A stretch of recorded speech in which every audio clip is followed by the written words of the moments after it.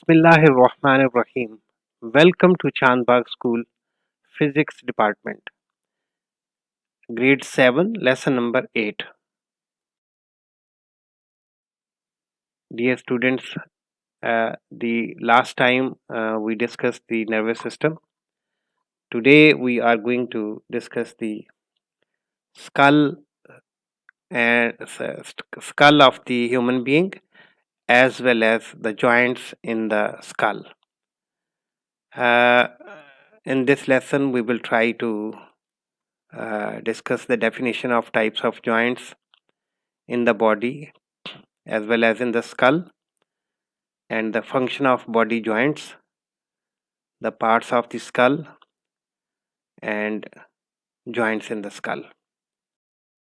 Dear students, as far as the definition of the joints is concerned, it is the point between the two bones where bone can move, and that's why our human body consists of number of joints between the different parts of the body. That is why we can move our hands, we can move our legs, we can sit, we can stand. This is all due to our body joints.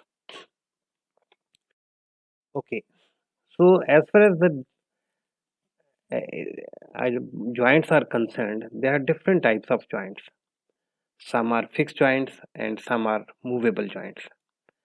So there are two types of main two types of joints. Number one, the fixed joints, like in this skull, you can see at the number 2. This is another the joint between the front bone of the skull and the backbone of the skull. It is a fixed joint, it cannot move. There is no movement between these two bones. And the other is movable joints. And movable joints is a joint where the bones can move. So movable joints have two types: the hinge joints and ball and socket joints. So in this skull, at number 1, this bone is called cranium. Number 2 is a fixed joint. Number 3 is orbit. Number 4 is jawbone. And number 5 is movable joints. So at number 5, the joint can move up and down. That's why we can speak, and our mouth can move up and down. We can chew the food and so on. So this is due to this movable joint. So these are the 5 parts of the skull which we need to remember.